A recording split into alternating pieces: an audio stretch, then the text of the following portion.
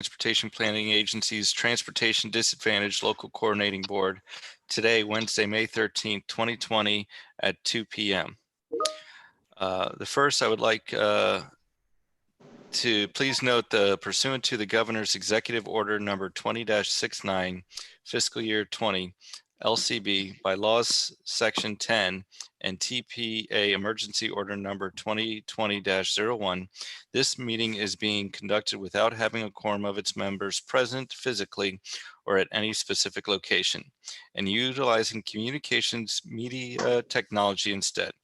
For today's meeting, we are utilizing the Zoom webinar platform.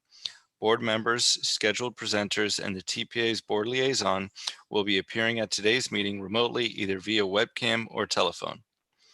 Board members, please note that your microphones are initially set on mute.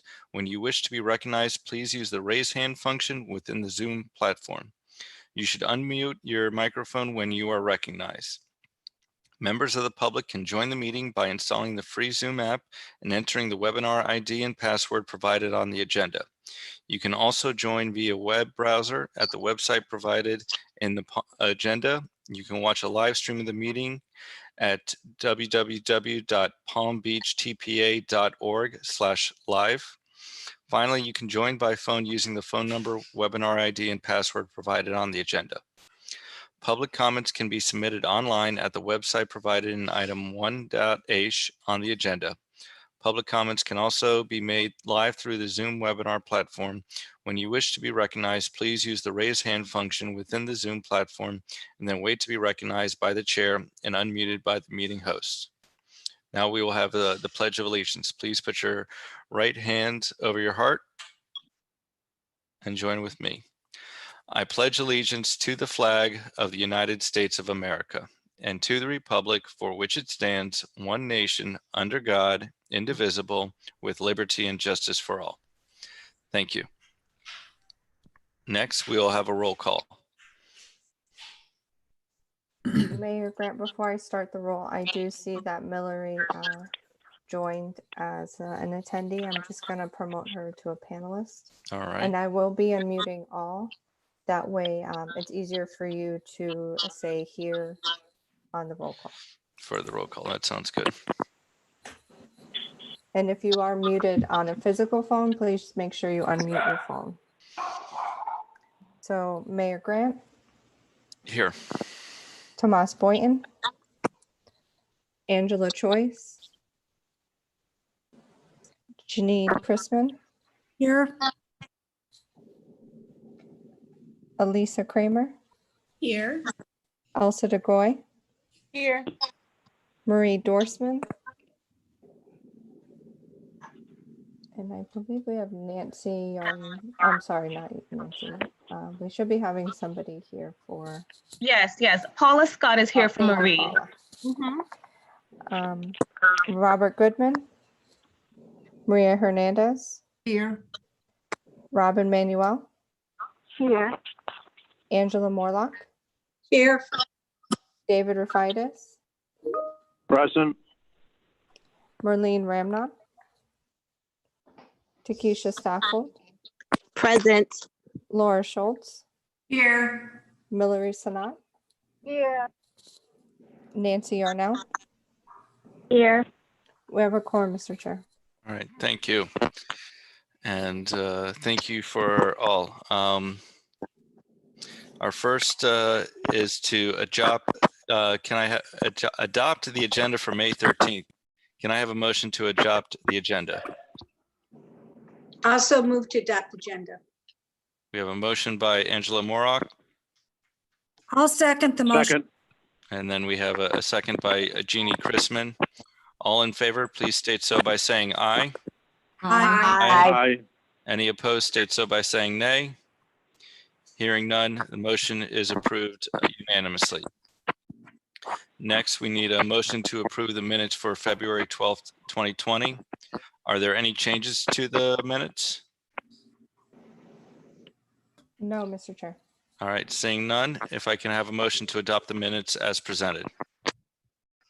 Motion to adopt. I have a motion by David Rafaitis I'll second the motion. and It Don't was know. Angie Angie, Morlock. thank you. I have You're a second welcome. by Angie Morlock. All those in favor state so by saying aye. Aye. Aye. Any opposed? Hearing none, motion passes unanimously. Comments from the chair. I'd like to thank everyone for your attendance and everyone that was able to participate in our review and survey of the Transportation Disadvantaged Local Coordinating Palm Tran Connection. The news with me is that me and my wife had a daughter 6 weeks ago, and so we've been very busy. And unfortunately, I was not able to contribute, but I look forward to a report on everyone who has. And those are my comments. And next, we'll invite Alyssa to review the liaison's report.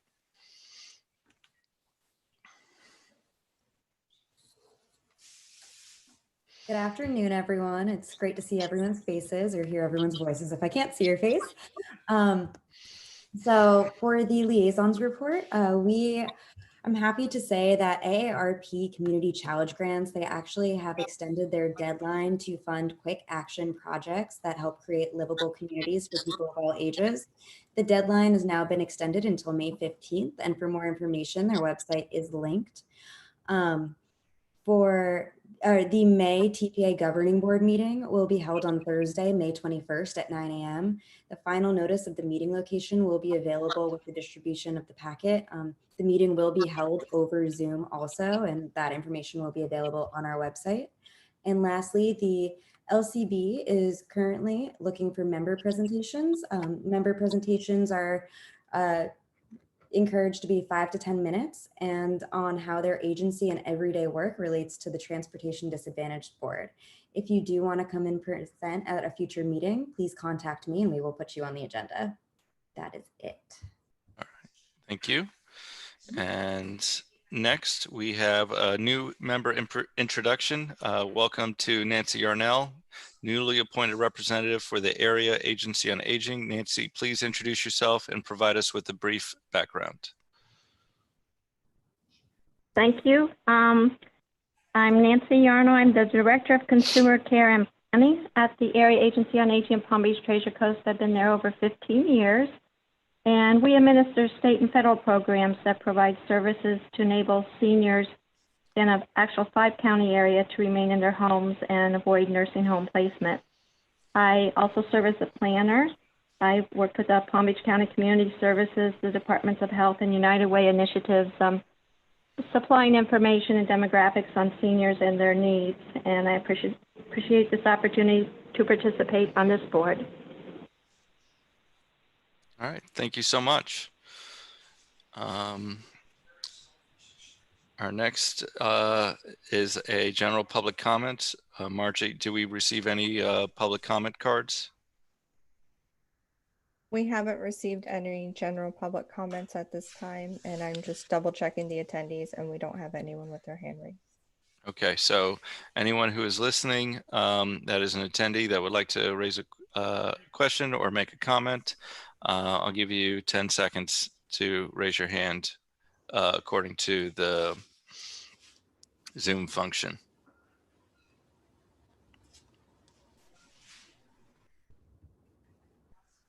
All right.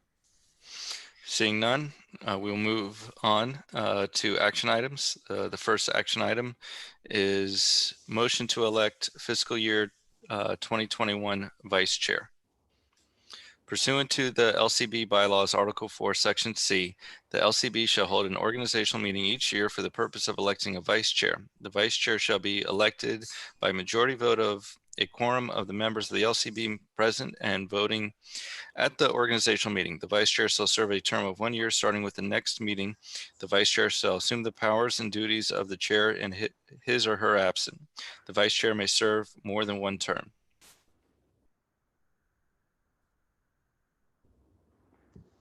All right. Are there any nominations I for vice will chair?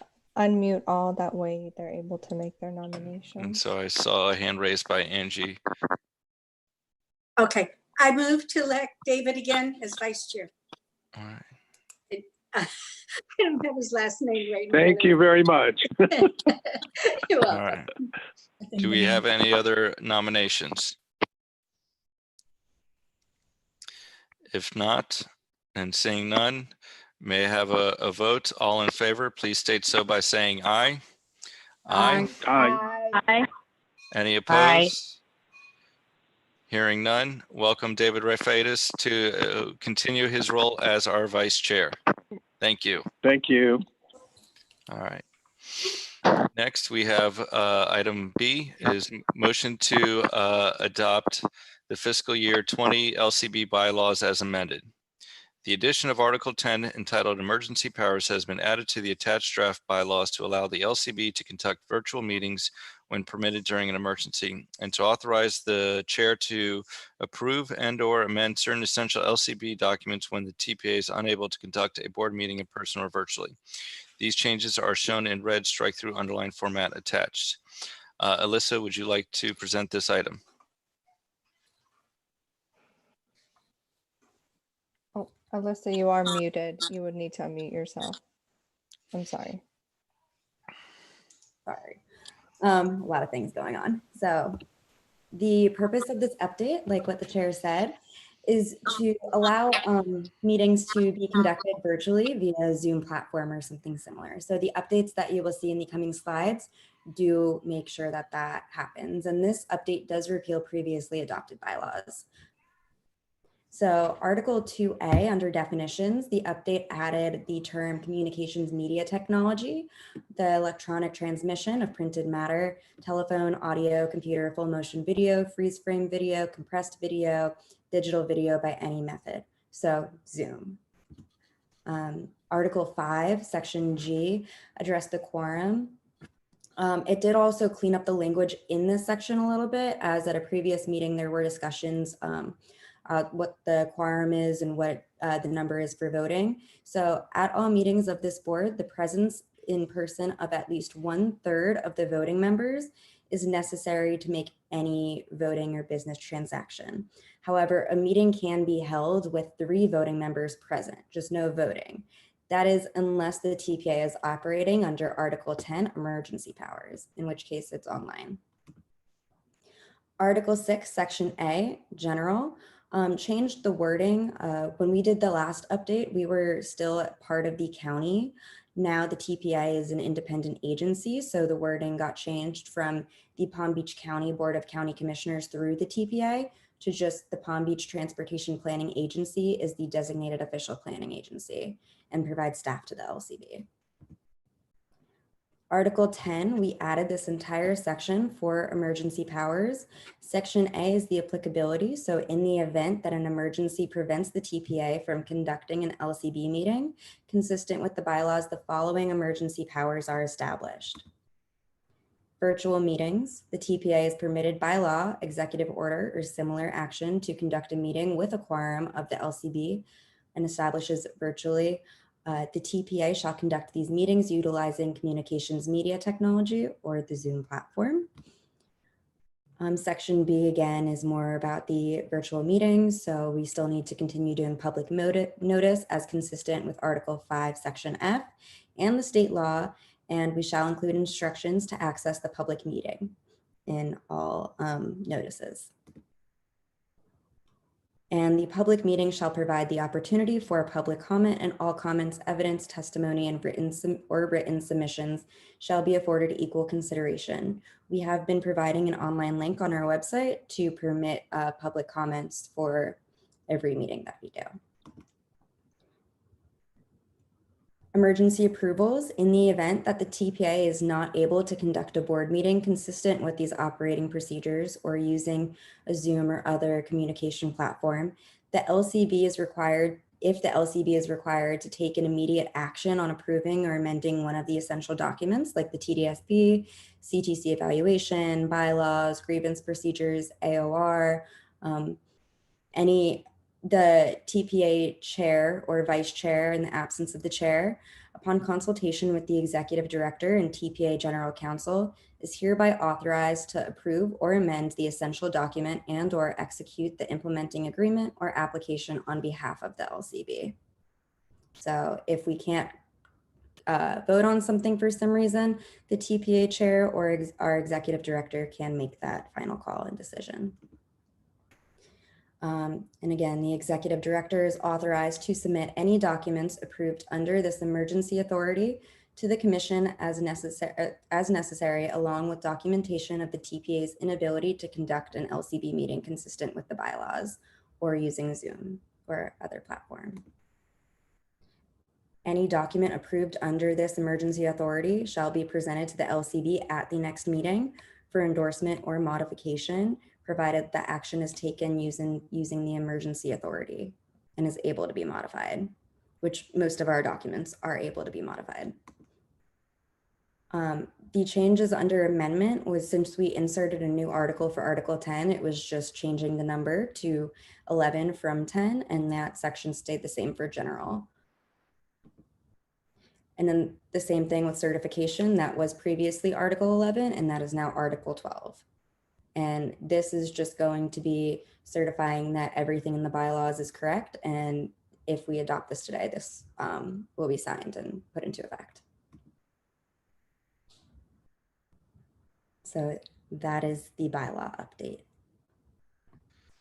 So Margie, has any one of our participants, panelists, I'm sorry, raise their hands, has any comments? I don't see any hands raised. All right. But if you want to unmute. Oh, Yep. Angie has her hand raised. All right, Angie, do you have any questions for staff? And it's more of a comment or whatever. And I assume that these changes to the bylaws are the same throughout the state? Are they coming more from the commission, the wording and the structure? So the changes to the bylaws were not directly from the commission. They actually reflect the bylaws that are the operating procedures that the TPA had to adopt in order to hold the other meetings that we hold. So the committee meetings and the governing board meeting. They were changed. All of those committees and the board do follow the same operating guidelines now, whereas ours still reflect what the commission requires us to reflect and meets the operating guidelines requirements for the LCB and the commission. But the wording does not directly reflect it, no.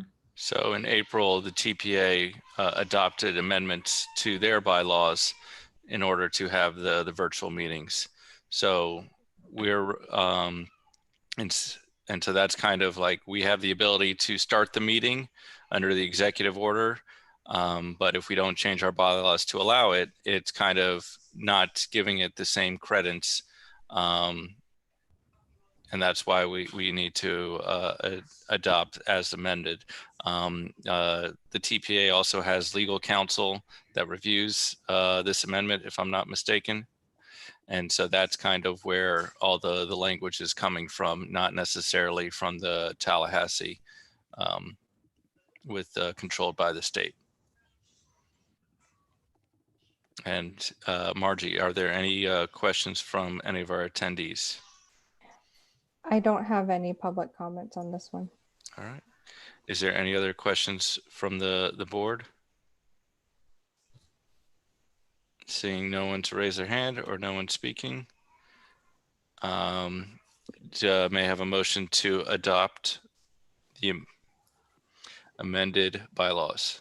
And I will unmute all, so it's just a little bit easier for everyone to vote. I'll make a motion to adopt the amended bylaws. I second it. All right, I so we have, Jeannie, seconded by Takesha. all right, and do you need a roll call for this? Yes, the I bylaw? do. Okay, so seeing no further discussion, we need everyone to unmute and we will have a roll call vote. If you'd like to begin. Mayor Grant, Yes.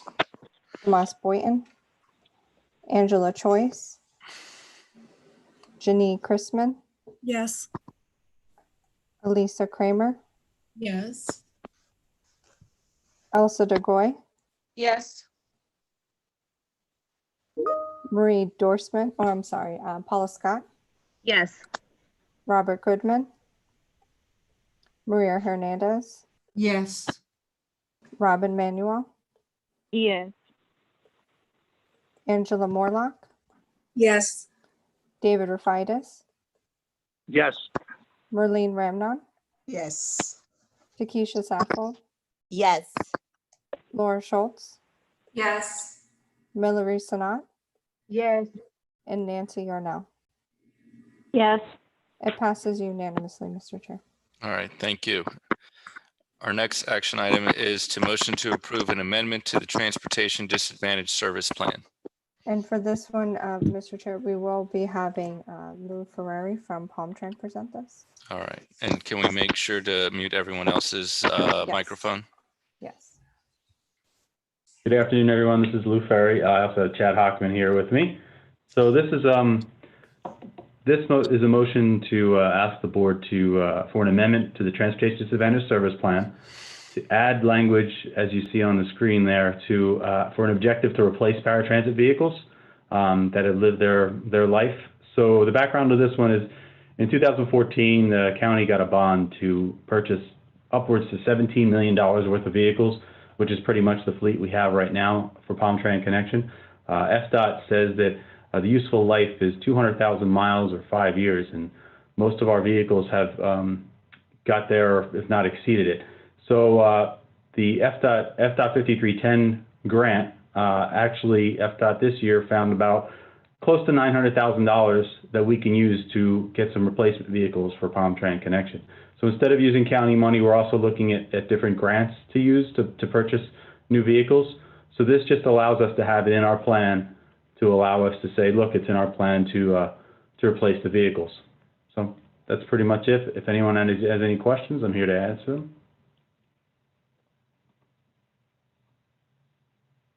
We normally use. I'm sorry, you were muted, so I unmuted you. Okay, thank you. Lou, thank you for the presentation. My question regarding the replacement vehicles, are they going to be the same vehicles that were previously in service, just newer models? Yeah, they're called cutaways. So the 6-passenger two, it's just a different company that we purchased from before. But yes, the same type of cutaway vehicles. Although we are diversifying the fleet, we did find some grant money as well as some county funds that we're using. We bought some minivans as well as some different kind of cutaways. So some different configurations within them. So pretty much the same kind of vehicle. Okay, and I know that we have third-party drivers for Palm Trend Connection. Are these vehicles going to be maintained at, I guess, Palm Trend facilities or our third-party vendor facilities?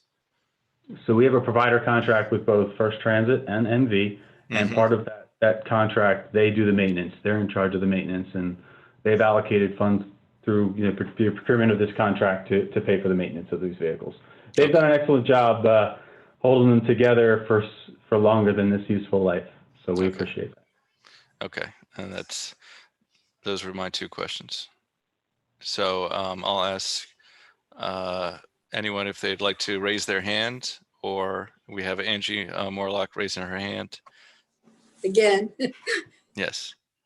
Under this service plan, because of the conditions that are going on, are we purchasing anything for the drivers, for the companies, by a mask or cleaners, extra cleaners for the vehicles to disinfect them? Is that already in the budget? Are we not doing that at all? Is it up to the providers? We were going to cover that in the CTC update. It's up to the chair if we want to go through that now, or we could do it afterwards. No, you could, whenever. We'll wait. Thank you. Okay. All right.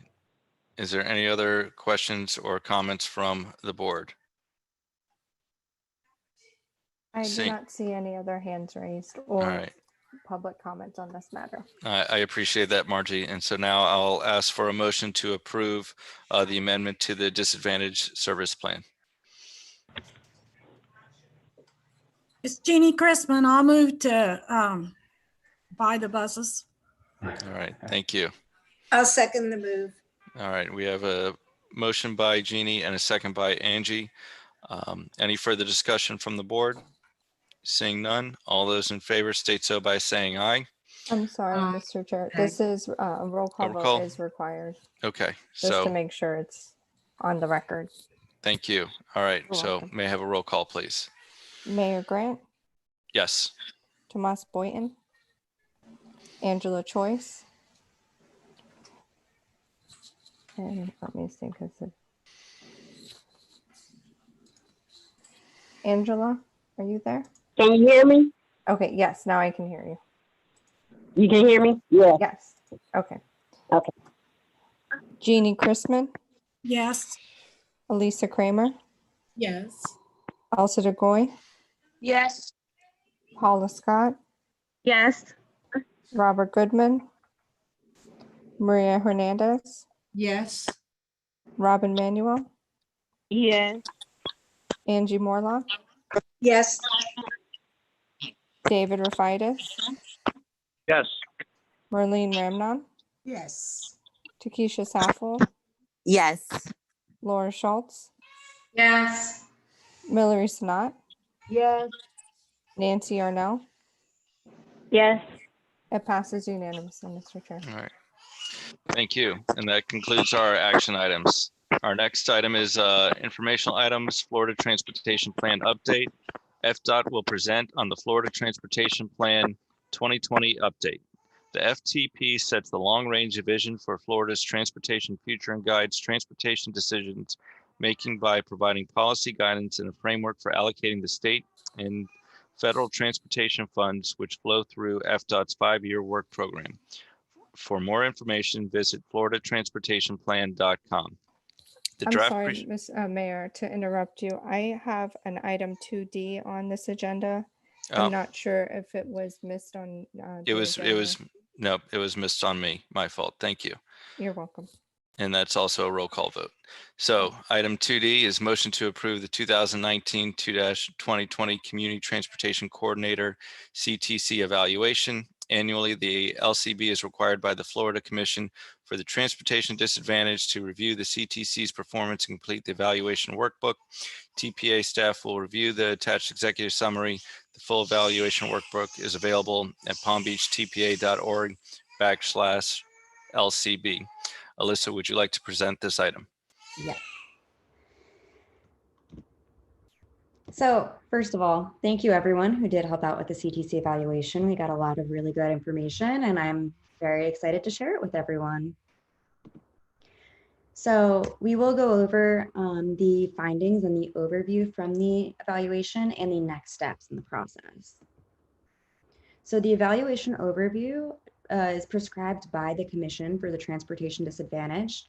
They give us a workbook and we have to complete it. And the workbook includes everything that you see on the screen. So general questions about Chapter 427, Rule 41-2, insurance, commission standards, local standards, ADA compliance, on-site observation of the system, surveys the level of cost, level of competition, and level of coordination. So it's a very in-depth survey of the system. So right now we will go over the key findings. For general questions, under key findings, we found that there was a thorough complaint process. Clients are notified when the complaint is received and again when it's resolved. Clients can also contact the Commission for the Transportation Disadvantaged if they are not satisfied after the complaint resolution. The recommendation for this item is while a summary of complaints is currently provided to the LCB in a bar chart format, it's recommended that a brief written summary of complaints is received. The complaints received accompanies the chart and can be discussed at each quarterly meeting. So the board is aware of all of the complaints that are coming in, if any. Next, another finding is the CTC is interested in coordinating with PalmTrans Fixed Route and Tri-Rail to transfer riders from paratransit onto a fixed route transportation service. The CTC should hold trainings quarterly or as needed to encourage and teach their riders a better understanding of how to flex between the paratransit and transition onto a fixed route service like the bus service or Tri-Rail from paratransit. The last key finding under general questions was that users of paratransit need to know how to access that fixed route, similar to the last key finding. The CTC currently offers a fixed route guide for ADA eligible riders and is trying to transition riders who are capable to ride fixed route to do so. The recommendation for this item is for the CTC to develop a video education program to inform riders how to transition into that service or the fixed route service, and to have this program air on social media, websites, and even in the lobby of Connection, so that anyone who is around the service is seeing the advertisements and the video on learning how to transition into the other program or other transit route. For Chapter 427.055 Florida statutes, the findings are school buses are not currently being utilized in the coordinated system due to similar peak times. Charter and private schools oftentimes rely on paratransit services to get to and from school. The recommendation was, if possible, to work with the school district of Palm Beach County to utilize school buses. And again, if possible, to develop an agreement with charter and private schools to subsidize the costs for paratransit services being provided to the students. Another key finding is that Palm Trent Connection uses an interactive voice recognition software after hours to confirm or cancel trips the night prior to when the trip is scheduled. This automated software helps Palm Trent Connection to keep track of whether trips for the next day are still on as scheduled. Connection should confirm that client's correct contact information is in the file before scheduling the trip. Recommendation for this is for the CTC to continue using this IVR technology to confirm scheduled trips, and should use the technology to call the client when the ride is 15 minutes out from the pickup location. Again, the CTC or Palm Trent Connection should ensure that all client contact information is accurate in their accounts. Another key finding, TD service is not available on 7 holidays throughout the year. The recommendation, the TD holiday schedule follows the fixed route schedule, and the CTC should consider providing paratransit and holiday route service and fixed route service on holidays. This is changing in the upcoming year. I'm not sure about the date now with everything going on in our current situation. The last key finding under this chapter is there is not currently an agreement with the Local Wages Coalition through Career Source Palm Beach County, and the recommendation is to work cooperatively with Career Source Palm Beach County to provide clients with transportation services. For local standards, through our surveys, we found that Palm Trent Connection is meeting the goals of having passenger no-shows below 5% of their trips. The average age of the entire fleet is 4 years and 5 months. An at-fault accident goal of less than 1 accident per 100,000 miles traveled is being met, as well as 25% of the TD riders are transitioning to fixed route services. Palm Trent Connection is not meeting the following goals. Those are having a call hold time under 3 minutes. The average was 3 minutes and 26 seconds. On-time performance goal of being 90%, and on-time performance by appointment goal of meeting 93%. Additionally, the complaint ratio of less than 3 complaints per 10,000 trips is performed. Those are all currently not being met. So the recommendations for this chapter are the CTC's Office of Performance Management should continue to evaluate current measurable goals and develop a strategic plan to achieve them. For example, increasing the average on-time performance standards, decreasing the amounts of complaints, and getting able-bodied users of Connection to transition. And there should be a way to evaluate and measure each of those goals. So again, I want to thank everyone who did help out with the evaluation. Together, we were able to capture 233 surveys from riders. So I will go through some of the passenger surveys. One of the questions that is asked is, were you charged an amount in addition to the co-payment? Majority of riders, 89.18% said no, I was not charged in addition to the $3.50. 3% said yes, and 7% said other. Because of the current situation, they were very similar answers. Some of the complaints where I gave some of the findings where I gave $4 and did not receive my change for 50 cents. And another one was not charged due to COVID-19. So something that we do need to remember and keep in mind when we go through the rest of these survey questions is that this year we did the survey from February through April. So unfortunately, we will be seeing a lot of stuff that is altered to what it would be due to COVID-19. How often do you normally obtain transportation? We found that majority of the surveyed users that we spoke to receive transportation 3 to 5 times a week, and that is 43%, followed by 1 to 2 times a week at 23%, with only 14% of the riders surveyed using the service 7 days a week. When asked how many times they have been refused services in the last 6 months, we found that most of people, over 90% of the respondents, have not been refused services in the past 6 months.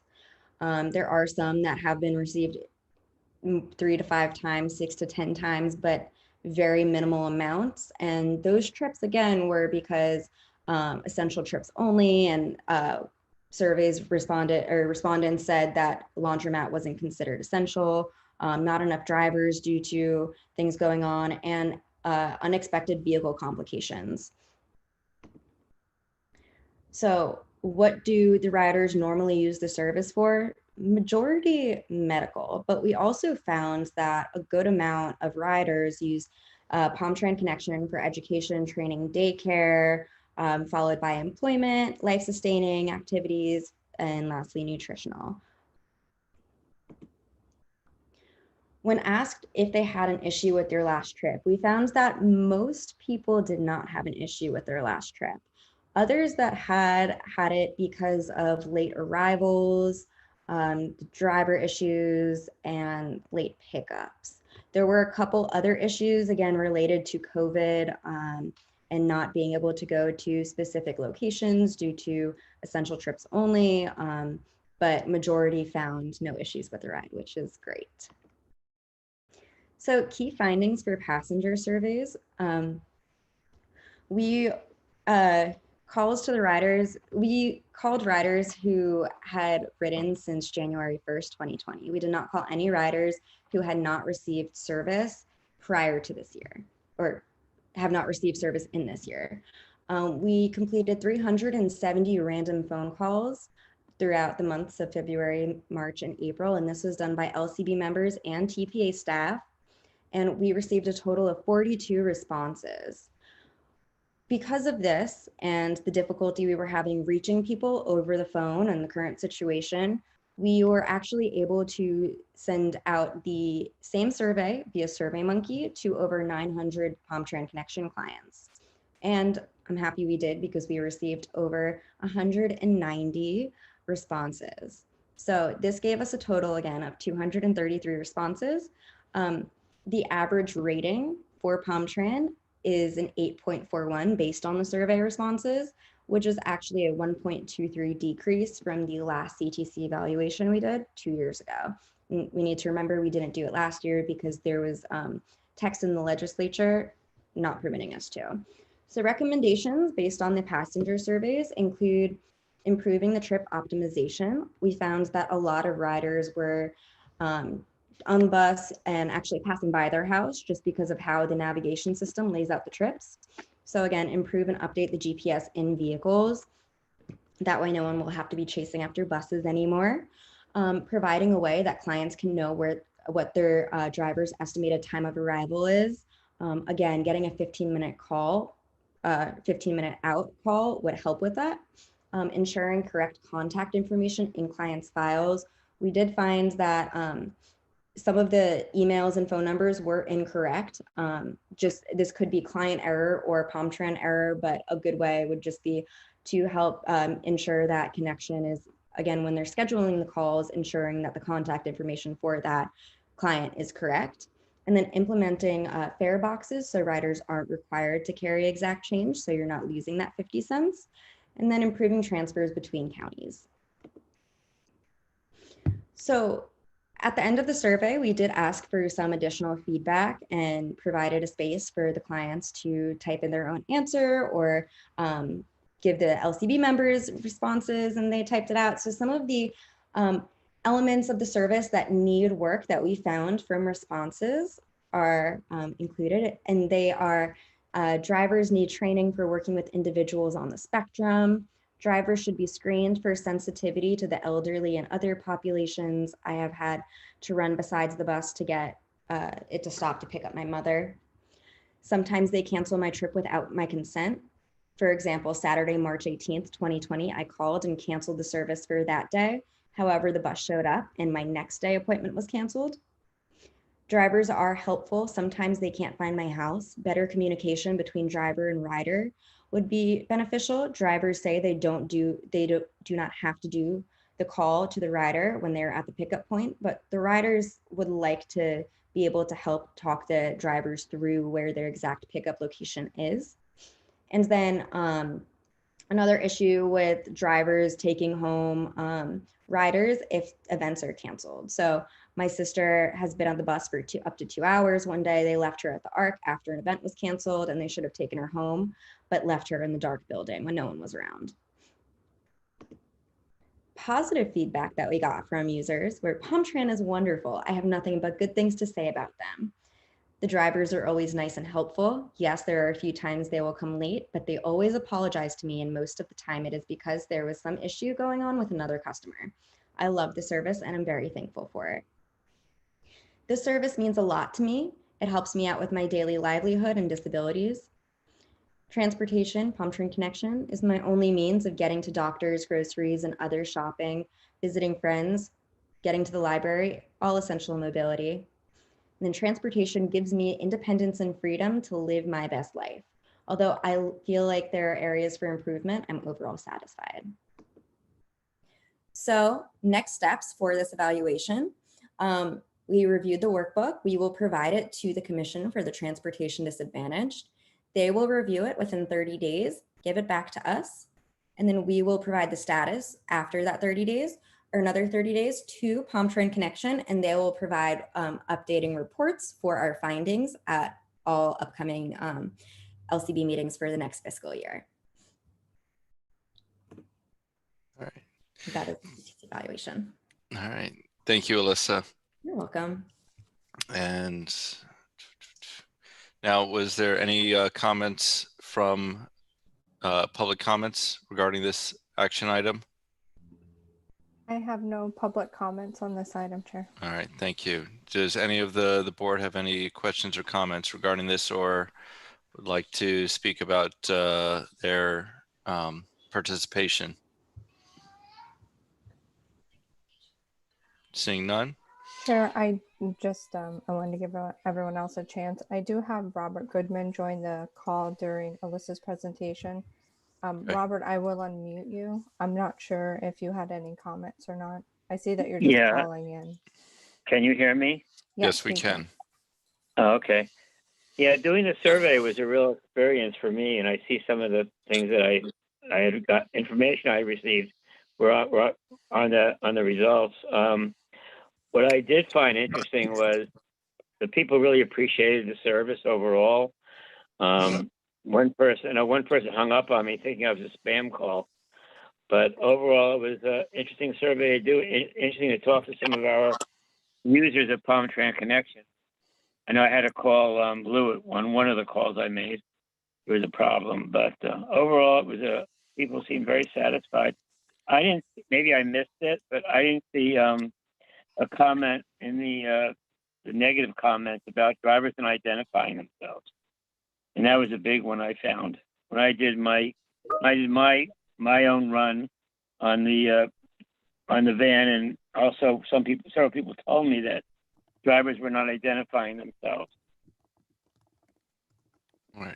And the other issue that I found also was some of the drivers were parking too far away from the curb to let people off, and a car could possibly go by while they're using the lift. Okay. Thank you. Thank you. I'm sorry you can't see me. I don't have a camera. That's all right. We heard you just fine. Thanks. Chairman, this is Elsa from Commissioners Palm Beach County. Yes, you have the floor. Thank you. Congratulations on your new arrival. And I just want to ask question, if you could kindly repeat the career source participation. We would gladly support PalmTran and PalmTran Connect with the needs and do, but I would also like to see how we can collaborate further to make sure that whatever we're working with, works out. Because I'm not sure exactly, if with this COVID meeting, or talk a little bit further with Lou and his team on how to support them further. Okay. So Alyssa, can you Yeah. provide us with at our next meeting, an update of the TPA's discussion with Career Source? Definitely. And also we can definitely, all sit down and talk about it. And at the next LCB meeting, again, what we'll do is hopefully be able to provide updates at all of the upcoming meetings for fiscal year 21. And hopefully by the end of the year, have positive updates for all of those findings, but we will definitely work on it. Thank you so much. I really appreciate it. I just want to make sure that we support in any way that we can, and I don't want to miss something. Of course. All right. Thank you. Thank you. Chair, I did have that Takesha unmuted herself. I'm not sure if she had a question, but I'm going to unmute her again. Takesha, did you have a question? No, I'm sorry. No worries. And then I have that Jeannie raised her hand. Yes, I just want to point out with MV Transportation, I'm the general manager of MV. We do work with Career Source quite a bit, especially in Belglade. So there is some work being done with Career Source. Thank you. And I have that Elisa has her hand raised. Hi, Yes. good afternoon, everyone. Congratulations, Mayor Grant. Thank you. I just wanted to mention I was able to call just a few of the customers, and feedback was overwhelmingly positive. One woman spoke about her son using the service, and that it was, just, I think her words were a godsend for her family. So it is very much appreciated. And if I would request, Alyssa, if we could receive a copy of the presentation, and thank you for presenting that information. But it looks like it was overall good feedback, and those items that could be improved are being worked on already. So that's good to see. I will make note and send that all out to everyone. All right. Thank you. All right. Is there any other comments, Margie? I don't see any other hands raised. Okay. May I have could you unmute everyone? Mayor Grant? Yes. Oh, Mayor sorry. Grant? Yes, Mr. Mayor- Goodman. Yeah, I don't know if you're just for additional comments, but I wanted to just let people know that my advocacy paid off, and the PalmTran has added an extra bus stop near Boca Regional Hospital. So my constant, discussion of it at our meetings has paid off. So advocacy does pay. All right. Well, thank you. And just to remind you also, I will not be there in August because we're upstate New York. All right. We will give you opportunity during member comments to speak about other items not pertaining to the CTC evaluation. So if there are no other comments on the CTC evaluation, may I have a motion to approve? I make a motion that we approve. I'll second it. All right. So on my screen, I had Takesha and Robert Goodman. That is correct. Okay. All right. Is there any other And, discussion? Seeing none, may I have a roll call, please? Mayor Grant, Yes. Tomas Boynton, Angela Choice, Yes. Jeannie Chrisman, Yes. Elisa Kramer, Yes. Elsa DeGoy, Yes. Paula Scott, Yes. Robert Goodman, Yes. Maria Hernandez, Yes. Robin Manuel, Yes. Angela Morlock, Yes. David Rafaitis, Yes. Merlene Ramnod. I'm not sure. if we I said lost her. yes. Oh, I'm sorry, Merlene. Thank you. No worries. Takesha Saffold, Yes. Laura Schultz, Yes. Mallory Sanat, Yes. Nancy Yarnell. Yes. It passes unanimously, Mr. Chair. Thank you. And I believe that concludes our action items. And we can move on to information items. Is that correct, Margie? Correct. All right. So as I was mentioning, we have a presentation from FDOT, Kurt Lehman. Look forward to a presentation regarding the Florida's transportation plan. Thank you. Yes, this is Kurt Lehman from Cambridge Systematics representing FDOT District 4. Thank you for the opportunity to talk about the Florida Transportation Plan, or the FTP. My goal today is to inform you about the purpose of the FTP, why it matters, highlight some key trends, and most importantly, encourage you to provide some input, help shape the plan. So we'll get to that. Starting off with what is the Florida Transportation Plan? The FTP is the single, if you could go just back one. Yep, thank you. The FTP is a single overarching statewide plan guiding Florida's transportation future. It's a plan for all Florida, created by and providing direction to FDOT and all organizations that are involved in planning and managing Florida's transportation system. That includes statewide, regional, and local partners.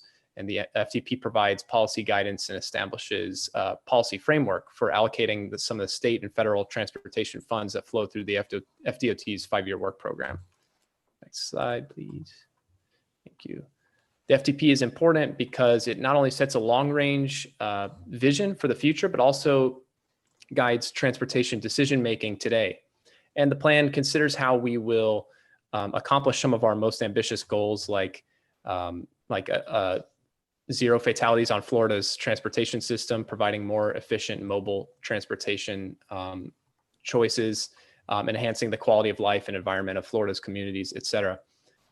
And one example of how FTPs have shaped transportation policy in Florida is the 2020 FTP back in 2000 led to the creation of the Strategic Intermodal System, which composes the state's largest and most strategic transportation facilities across all modes, across travel modes. So the FTP has been crucial in some of the policy that we've seen in Florida.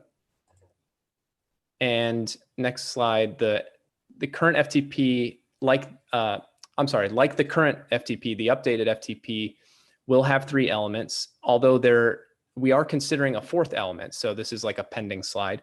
But the 3 elements that we've had are the vision element, which focuses on major trends, uncertainties, themes that will shape transportation over a longer period. That's a 50-year horizon. The policy element is the heart of the FTP, and it looks forward 25 years to match with the MPOs and establishes goals and objectives that will help guide the FDOT and our partners in making planning and investment decisions. And the implementation element will likely be centered around the cross-cutting topics with specific defined actions during the short and medium term. And so if we look at those 7 goals, these goals are mostly intact from the last update. And any refinements to them, such as, there was one linking transportation choices to improvements in accessibility and equity. Those reflect input from our partners and the public. So all of your input is very helpful and it helps shape some of these goals. But these goal areas are representative of the themes that have historically been highlighted in FTPs and consider emerging trends and technologies that are impacting the transportation system. Objectives identified for these goals often overlap goal areas. So this update will consider objectives and strategies within 4 cross-cutting topics to better align the objectives and strategies and provide clear direction for implementation. So those 4 cross-cutting topics on the next, these are potential areas to be covered.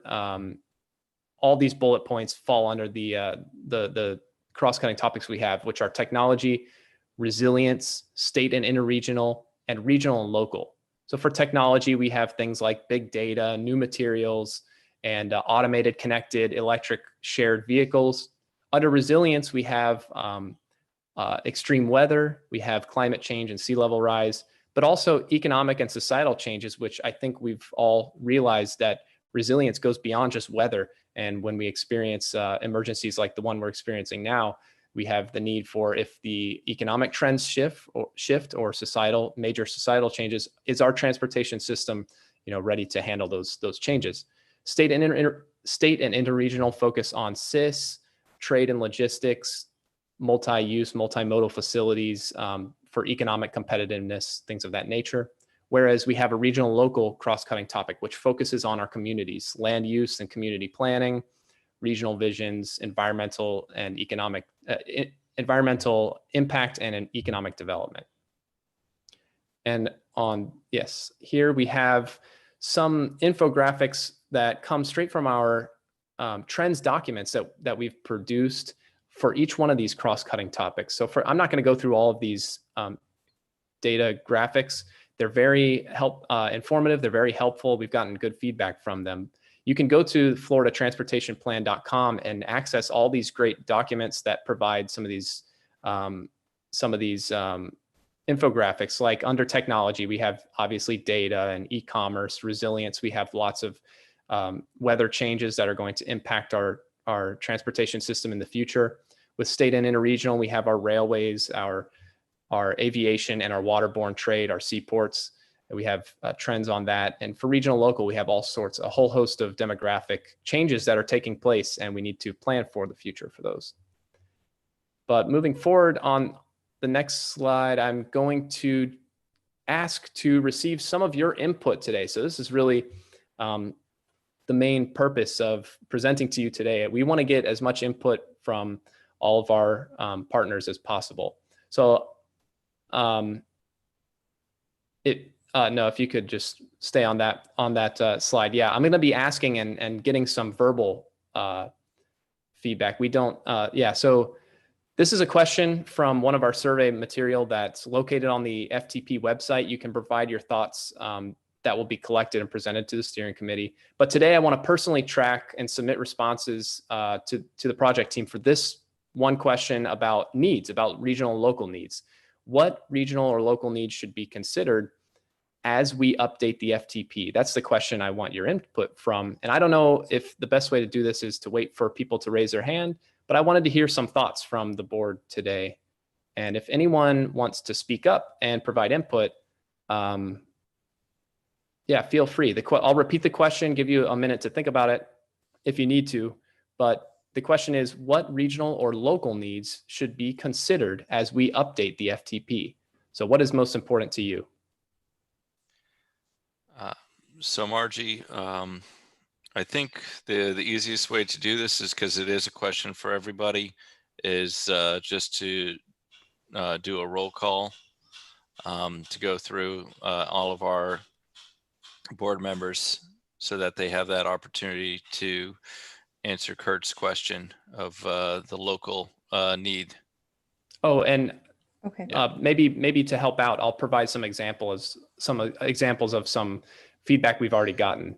So some people have said need for flexible designs that can accommodate emerging mobility technology, the pressure of rapid development on infrastructure, safe alternative travel options, and some people just say something as simple as funding. So yeah, any input would be helpful. Continue. Okay, Mayor, did you want to wrap it up or do you want to go first? So I'll go first and then let everyone go through the roll call. So, my one quick thing, because, I'm on the Transportation Planning Agency, I'm on the Palm Trans Service Board. I went to the Association of Metropolitan Planning Organizations. I think the biggest need is to put safety instead of speed first, especially on local roads. We installed radar detected speed limit signs and the different traffic calming measures on the local roads especially, but on the collector or arterial roads that are FDOT that connect to those local roads, we need to have that coordination between the cities, the counties, and the state where people live. And that's my one item. Thank you. So going in order, I don't see that Tomas Boynton joined the meeting. Angela Choice. I'm gonna unmute you. You should be able to speak now, Angela. Okay, can you hear me? Yes. Yes. Okay, the only thing I can think of probably is funding. All right. Thank you. Jeannie? Yes, I would agree with the safety and the funding, but I think I'm a little bit obsessed with what's been going on since early March. We need to look very strongly at how we're going to accommodate more vehicles for social distancing. This could continue for another year or two, or possibly our lifetime. You need to look very seriously into funding for additional vehicles. You cannot social distance, and I don't think social distancing is a temporary thing anymore. I think it's probably going to be a long term, and the fixed route definitely probably needs more buses running and paratransit. Due to the conditions of our passengers, we're going to need more vehicles. So I'd like to see that looked into strongly. Thank you. Lisa? Sorry. Oh, there we go. Lisa, you should be unmuted. Okay. I agree with everything that's been said, especially considering, this unknown public health world that we're in. But I also think, emphasis always on systems that can better connect low-income neighborhoods and rural areas with employment centers and areas of commerce. We're so spread out, and if we, relied on cars before this pandemic, I can only imagine what it might look like with the need to social distance on more vehicles going forward. And those are areas that, have always just historically had a challenge in such a large geographical area. Thank you. Elsa? Yes. Okay, you're unmuted. Do you? Well, technically safety is key. And the other thing that I thought of was what the gentleman said about adopting different designs for different kind of mobility devices. I think it's crucial. It's not one size fits all. All right. And then I have Paula Scott.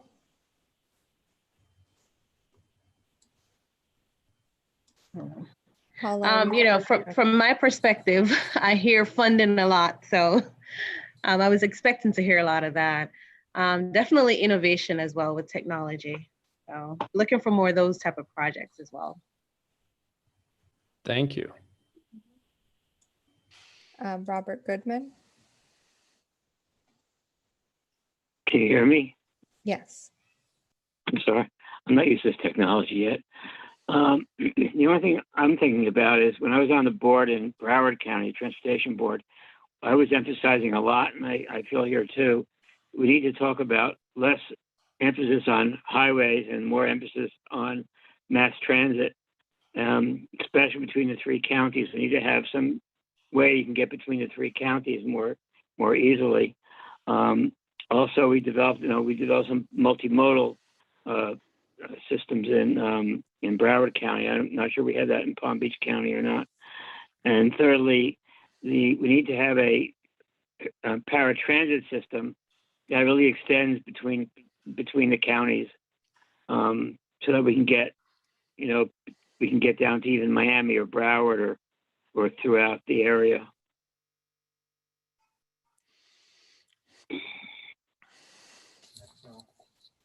All right, thank you. Thank you, Robert. I'm going to mute you again. Maria Hernandez. I would agree with funding and safety. Thank you. And then Robin Manuel.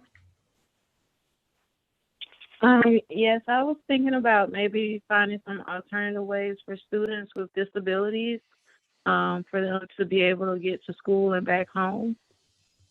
And also maybe more training for bus drivers with soft skills so that they'll know how to interact with persons with disabilities. And that's it.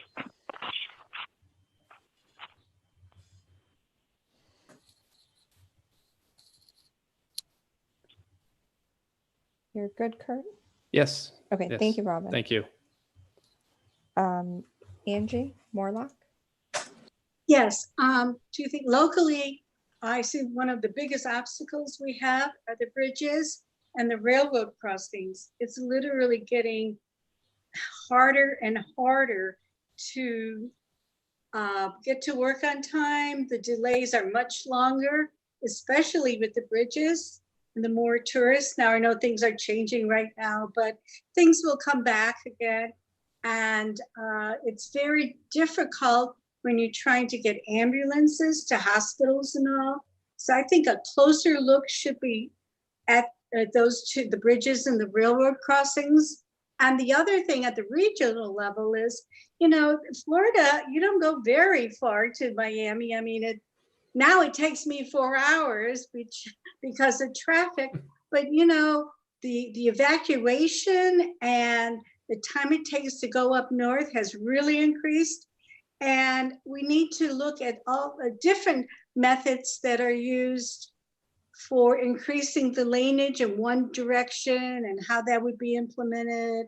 And we need to get ready for those sort of circumstances. And I think we need to educate the public too, what changes could be done to the roadway system if there is a hurricane, or if there are, like nowadays, almost every week, there's a major accident on I-95 or the turnpike, and it literally halts up either system for a number of hours and you can't move.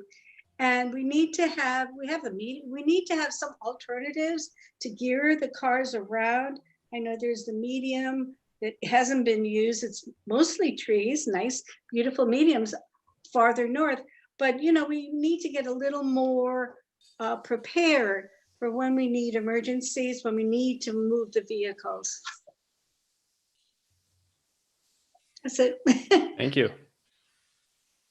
Next, I have David Betas. Hold on. Yeah, I agree with everything that everybody's mentioned before, but I'd like to capitalize on something that Lisa said. And I'm not sure how you're going to work it in, but some of the poverty areas or food deserts or even the senior communities, it seems like some additional concentration needs to be made there, not only because of the coronavirus, but it just seems that there's a big gap in how it involves either people's funding or funding for vehicles and stuff like that. Thank you. And then Merlene.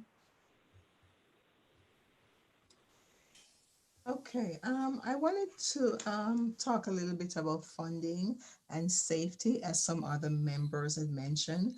And due to the COVID-19, I'm thinking about our transportation, public transportation is going to be changing a lot, because we have a number of persons who will not be able to afford a motor vehicle, you know, to move around. So what will our public transportation looks like?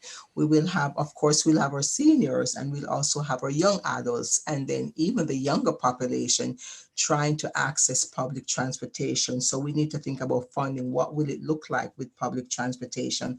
Also safety, because we're not out of the woods. And as we move forward and as we, you know, move into this phase one that we're now in, but going back, if we have to revert for any reason, if the number changes and COVID-19 situation arises where we're going back up in numbers, what will the public transportation looks like in terms of safety? How will we make sure that our citizens are safe riding on this public transportation? So those are the two areas that I wanted everybody to focus on and think about.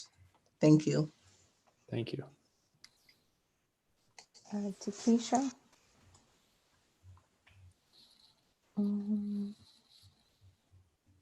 She may have left the meeting. I'm not seeing her on the list. I just want to double check I'm not missing her. Okay, yes, she did leave the meeting. Okay, then I have Laura. So I want to echo a lot of what has been said by everybody who commented on the safety and the funding, and to really focus on the access. This is an enormously large county. I think it was 10 square miles less than the state of Delaware in size, and it's very spread out. People are all over the place, and I work for the school district. We have high schools, large comprehensive high schools that are on roads that are not served by public transportation. And so it's very difficult for us to train students to ride on fixed route buses when there aren't any. And I understand that it is what it is. I understand what we're talking about, but if the state could increase the funding so we could access the entire community and increase that for everybody, I think it would be really beneficial. Thank you. And then I have Millery. Yes. Oh, okay. I'm thinking about funding and safety.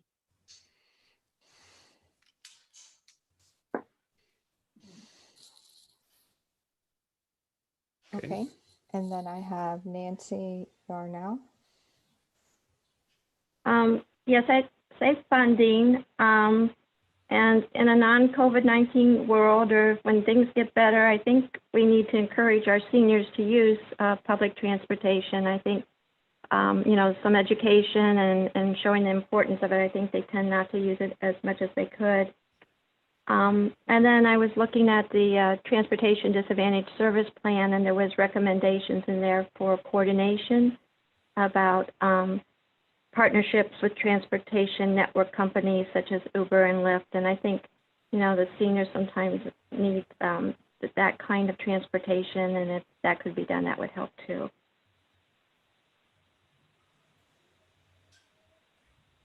Thank you. And Kurt, that was our last member that's present if you wanted to All move right. forward. Yeah, I'm going to move forward unless there's, I'll take questions at the end as well. That was really helpful. Thank you everyone for providing input. All this input, I guess we can move to our, there we go. We're on the right slide. If you go to floridatransportationplan.com, it's pretty simple to memorize, floridatransportationplan.com. You can provide all sorts of more input on our 4 different cross-cutting topics, and even fill out just a general feedback form and check out some other material there. But with this input, it's going to all be compiled, summarized, and I'm going to personally input this in a tracking tool that everything that I heard today, I wrote down. So this is all going to go and help the steering committee. The FTP has a 34-member steering committee as well as other subcommittees, and this will help in the drafting of the plan. And the calendar is a little bit up in the air with the situation we're in, but the plan is to have a draft plan in the fall and to have a chance in late fall for some feedback with the first draft of the plan. So I hope to come back, or one of our representatives can come back and even get more feedback from you all for what you would add to the plan, and then a final by the end of the year. And with that, I just want to thank you for your input, because that's really helpful. That's what we're here for. And you can also provide as much input as you would like, just visiting that floridatransportationplan.com. And with that, I can take any questions. I'll point you to Lois Bush's contact information, which can also be sent out, I suppose. And she is the head at District 4 here for organizing with all of our partners. So Lois Bush, would love to hear from you. I'll take any questions or input if we have any right now. All right. So I guess, Margie, if anyone's raising their hands, I guess they've already meant their comment, but it's more or less how to share the information that we received here with our own agencies. Is kind of, the last slide, they had different events that are coming up. And so that's kind of one of the questions that I have is that, will you providing the local, will they be virtual events, and how do we share your information with our agencies? Yeah, we've been really trying to figure out what we're doing for those regional workshops. For instance, they were originally planned to obviously be available to the public in person. We've had to we've had to change up our plans. Right as of right now, I don't think we have anything solid for the regional workshops yet. But as we get that information, we certainly will share that with all our MPO partners. And besides that, on the FloриdaTransportationPlan.com website, there are some presentations. It has some of the slides that I presented today. A lot of the information and material is on there, so it can be accessed, downloaded, including those handouts with some of the trends. So I would say there are materials to share. But besides that, for the public workshops, we will pass that information along as we have solid details. Thank you. Mayor, Margie. for the record, there's no public comments that we've received on this matter. All right, thank you. And does anyone have any final comments for Kurt? All right, seeing none. Thank you. Thank you. Our next informational item is the CTC update. Palm Trans staff will provide an update. The draft presentation is attached. Is Lou Ferrari and Chad Hockman? We are available. So. All right. Yep. So Lou Ferry and Chad Hockman for Palm Trans. So this is the CTC update for May 13th. So we just want to kind of give you an idea of what's going on. A lot of it is COVID related, but if anybody has any questions, you can stop me or wait till the end. It's up to you. So for the service update, some of this has changed because we did this like 2 weeks ago, but I'll update you with some things. But we've been fare free since March 23rd on fixed route and connection. The number of people on board fixed route has been limited. Try not to have more than 15 passengers on board. The rear door entrance is the only entrance and exit for fixed route. It's taped off area in the front of the bus. The connection, Palm Train Connection, is actually providing the wheelchair trips, or anyone that would need the bus to have the ramp out, or the bus to kneel and has problems getting on the bus. Connection is actually providing those trips. Service operates a Saturday schedule right now, except on the route 1, 2, 3, 43, and 62, which are on a regular weekday schedule. Sundays continue to operate on Sunday schedule. Ridership has declined about 45% compared to the first week of March on fixed route. And the Go Blade service out west, it now operates as a dial-a-ride system. It used to be a deviated route system where there was routes and it would come off the route and go pick up people curb to curb. Now it's a dial-a-ride where anyone out in the glades can actually call our number and we will dispatch a vehicle to them and take them to their destination. Ridership has increased over the past couple weeks. We are planning on fixed route to go full service on May 18th. And masks are now required to ride on the fixed route. So on the connection side, Palm Train Connection is providing essential trips only. We did open, obviously the county opened on Monday. We are still promoting essential trips. However, if someone wants to book a trip to hair salon and it's open, or something that's open, we will take them there. But because of the capacity issues that the restaurants and retail has, we still say we're concentrating on essential trips. On-time performance has averaged over 98% right now. However, our passengers per hour is under 1. Average weekday ridership is less than about a third the regular ridership. We were at about 1,000 trips each weekday, up to 1,100. Now we're up to about 1,300 a weekday as the weeks have progressed. With less traffic and no school, the drivers have found it much easier to traverse around the county. We're no longer multi-loading on the vehicle, so the goal is 1 passenger per trip. There might be some trips where there might be 2, but we are practicing social distancing if so. The amount of routes on the road is about 75% the regular daily total to achieve the productivity and also keep the drivers working. So it was an important thing for us and Chad to work with our providers to try and keep those drivers working and keep everybody out there. We also are requiring masks on the paratransit. On Palm Train Connection, masks are required. We are also changing the capacity on the buses for social distancing. So what that means is, earlier we talked about buses and like a 6-passenger, 2 wheelchair We're looking at it now to possibly be a 2-passenger ambulatory with 1 or 2 wheelchairs, or a 12-passenger ambulatory 2 wheelchair might turn into a 3 ambulatory and 1, which causes problems with if we do start opening up and the HAP centers or the senior centers start opening. Right now there's no school, obviously. We're going to have a hard time meeting the capacity with social distancing to actually serve all the customers that we might have to.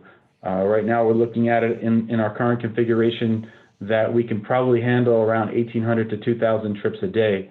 Remember, we usually do about 4,500 trips a day. So it's kind of scary to think about that. Next slide. So buses are thoroughly cleaned every night and periodically throughout the day. So the fixed route buses, as well as the paratransit buses, each night are thoroughly cleaned, CDC recommendations, all like that. Also throughout the day, we have, Palmtran has actually hired a professional cleaning service that's strategically placed around the county. There's, for instance, the Gardens Mall, the outlets, the intermodal, and other areas along the large routes. And in between the routes, the fixed routes are getting cleaned, and also the paratransit vehicles can come through there as well and get cleaned. All drivers, they have masks, gloves, hand sanitizer, wipes. They distribute to all the frontline workers. We've actually gone above and beyond what most transit agencies that we've talked to or that are our peers. We are really, knock on wood, we actually have been lucky that we haven't had anything going on as far as serious COVID cases. We've kind of stepped on everything really fast to make sure that sanitation is happening, making sure everyone is safe. We really, every day, Palmtran as an agency has 2 calls. There's a call in the morning and a call in the afternoon to discuss anything that's come out throughout the day, any ideas that we could have. We really are investing a lot of money in keeping things safe, and so far it's been successful. Let's see, social distancing is also practiced within our offices when possible, so employees, if possible, are working remotely. So overall, this has actually resulted in a very positive customer response, and that riders are happy and feel we're providing safe and we're providing that social distancing. And one addition, deliveries, we are delivering meals to seniors, helping the Division of Senior Services and the areas on aging. Today, we deliver close to 2,000 cold meals to seniors throughout the county, as well as some shelf-stable meals throughout the weeks as well. So I think that's, well, the next one is our other activities. Connection, I think you can go to the next slide. Okay, so our efficiency project, connection efficiency project, is still moving forward. Right now we're focusing on that eligibility component. We have a weekly call with the consultant, and we're moving forward with at this time we've kind of pivoted with the in-person assessments to kind of go more with in the phone, from the phone assessments. As it is mentioned today, the fixed route and connection and just public transportation in general is really going to change for a long time. So we're really looking at how we're going to respond to that. As Mr. Goodman said, bus route 91 added 2 new stops at 13th Street and Meadows Road, so that's good. And I just did a short TD complaint now because I thought this would be a long meeting. But for February, there were 32 raw complaints, 12 were valid. March, 9 raw complaints with 2 valid. Most of them are complaints as discourteous, late drop-off, or late pickup. So if anybody has any questions.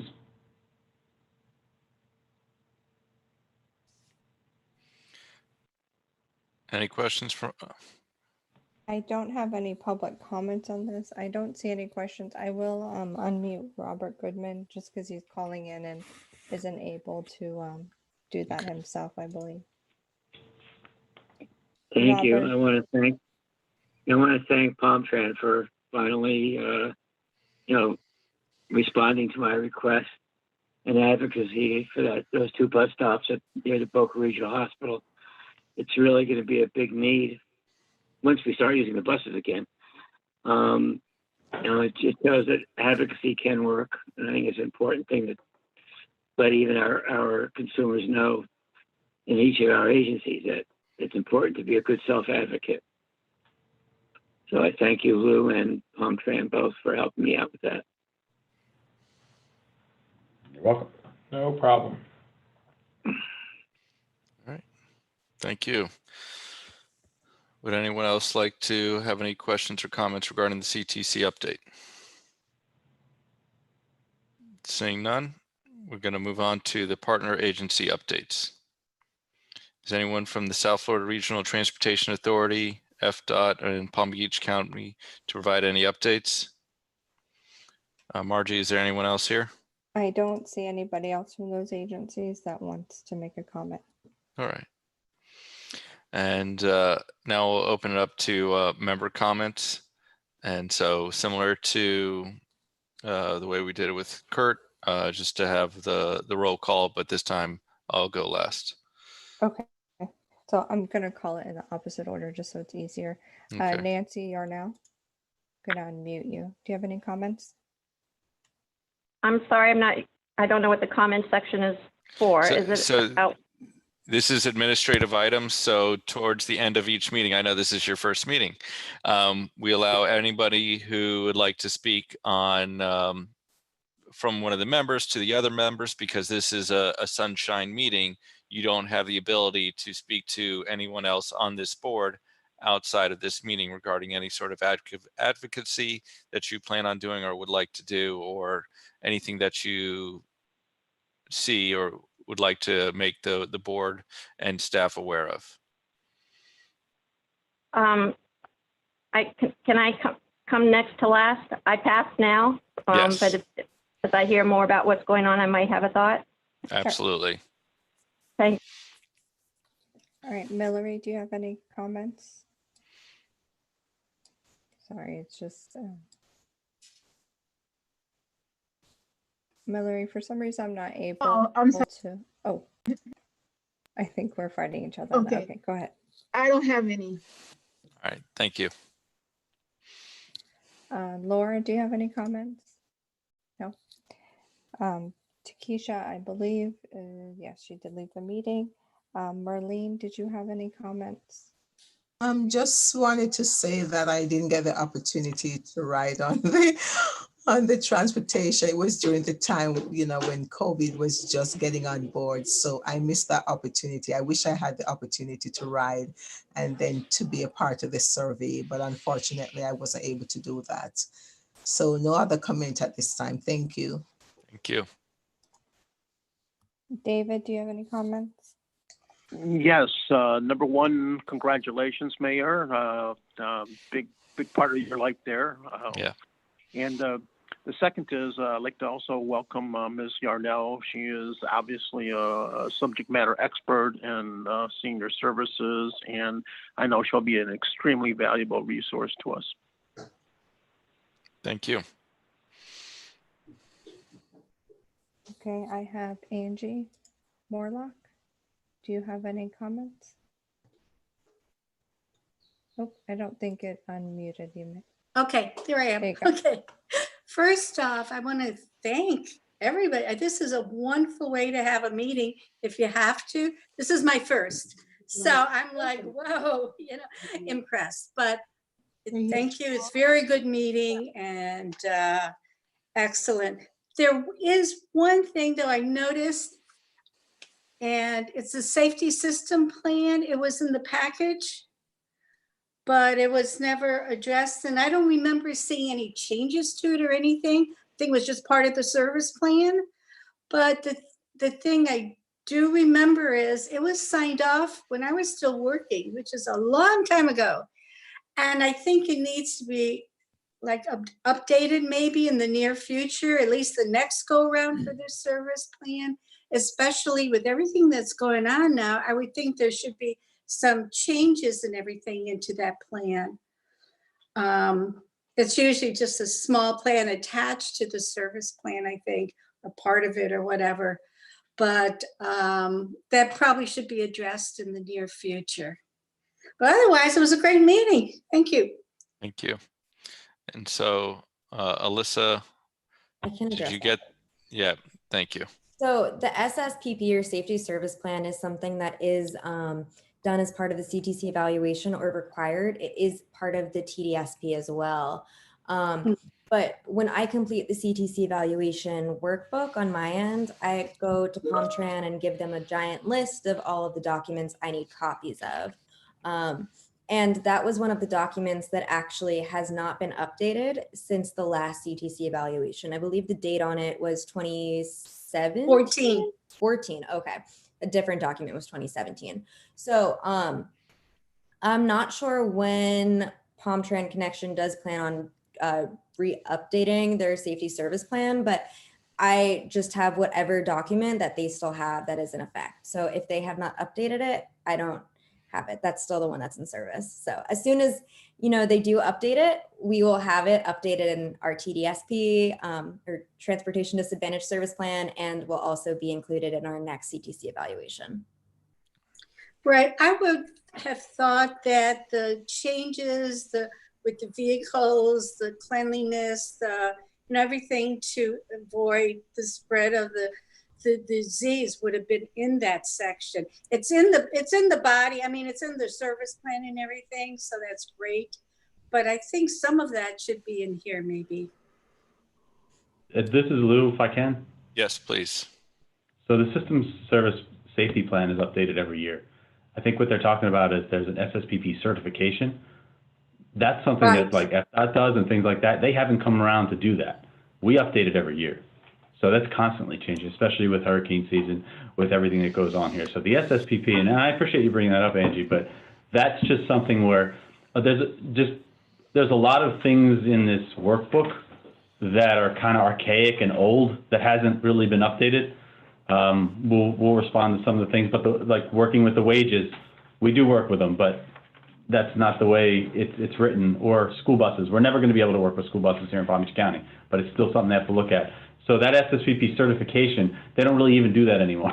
That type of. Oh, they don't? Okay, I'm not updated. that specific, not that specific way. We submitted SSPP and all that. It's just not in that manner. So, but we'll respond to you so you understand it a little bit better. But I just want to make sure you understand that there is an SSPP that's updated every year, constantly updated. So, yeah. Thank you. Thank you. And did we receive a copy of that in the backup? Yes. Okay. Excellent. All right, Margie, you want to go to the next board member? Okay. The next one I have is Robin Manuel. Robin. No comment. No comment. Okay. Then I have Maria Hernandez. No comment. Robert Goodman. Just that we might not be here in August unless we do a Zoom meeting, of course, which would be great for me, because I'll be upstate New York with the cool weather while you guys suffer down here in the warm weather. I didn't receive any of the documents for this meeting. I especially would like to receive the survey results. Robert, I believe I put it in the email, and I would have to double check that, but at this time we're not mailing anything out to any of our committee or board members. And that's across all of them, just as a way to limit any outside contact for our. Can you email me the survey results, please? I'd Yes, appreciate that. I will have Alyssa send that to you. Mayor Grant, I'm sorry I missed the very beginning of the meeting, but why are we congratulating you? Oh, me and my wife had a daughter 6 weeks ago. Oh, congratulations. Thank you. You're welcome. Thank you for. Next, I have Paula Scott. Just try it again, Paula. It keeps, there you go. All right. Yeah, I think we were probably on mute in the same time. No, it was a pleasure filling in for Marie. I learned a lot. I was actually representing FDOT years ago. I think probably 12 years ago in this capacity. So it's great to, listen in again. And this Zoom meeting, I think, was very successful. Andrew, you said it's your first. I couldn't tell. So thanks a lot for the information, guys. I really enjoyed this meeting. All right, thank you. So next I have Elsa DeGoy. Hold on, Elsa, you're muted. There you go. I have no major comments, just saying thank you for the meeting and everyone stay safe. And Thank then you. I have Elisa Kramer. Oh, Elisa, I think I muted you when you unmuted yourself. There you go. No, no comments, just ditto Elsa. Everybody stay safe. Jeannie? I did want to comment. I want to recognize the transportation workers. When you watch the TV and the news, they do the grocery store workers, they do everybody, but my drivers and my utility people and First Transit's drivers, utility people, fixed routes, transit drivers, utility people, road soups, they're all coming in under very difficult situations and concerns for their families. I have a driver that has a 92-year-old mother that's kind of afraid to come to work. The attendance is actually better than it is before the virus. I used to have maybe 5, 6 drivers call off a day. Now it's 2, 3. Our drivers are not terribly high paid, but they're coming to work every day. They're very brave. And I think our transportation workers, including the utility people that are doing all the extra cleaning every night, should be recognized as heroes as well. Thank you, Jeannie, for that recognition. And I guess, is there something that the Transportation Planning Agency can do to recognize all the people in transportation? Alyssa? You're still muted. There you Yeah, go. I had to unmute myself. I'm not sure, but that is something I can definitely find out and get back to everyone on. All right. Thank you so much. Okay, next I have Angela Choice. Congratulations, Mayor. Can you hear me? I can hear you. Okay, no issues. All right. Thank you. Tomas is not present. And then just to circle back, Nancy, I'm not sure if you have any comments now. No, I don't. No comments, but congratulations, Mayor. Thank you. Thank you. And, I'd like to echo what Jeannie said, is that everyone who's doing their part to make sure that everyone is safe.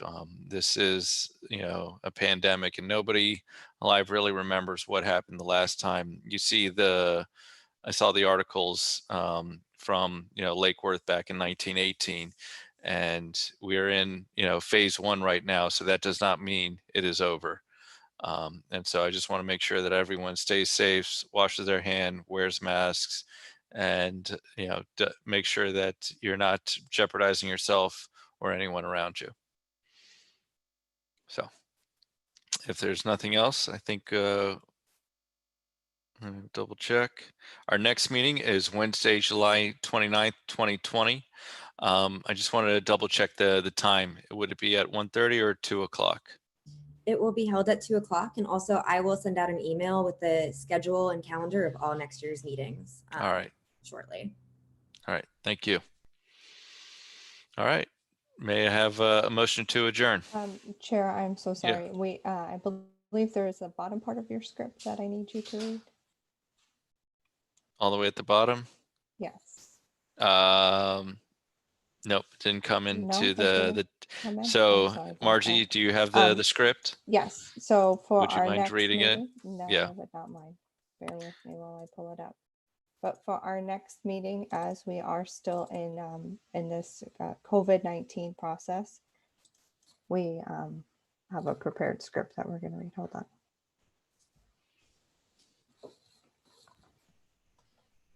I have it up, Margie. Go ahead, Alyssa. Okay. Our next LCB meeting is scheduled for July 29th, 2020, and we will provide information in the near future regarding where and how that meeting will be conducted. Thank you for your patience with us as we conducted our first virtual LCB meeting today. At this time, our meeting is adjourned. All right. Thank you so much, everyone.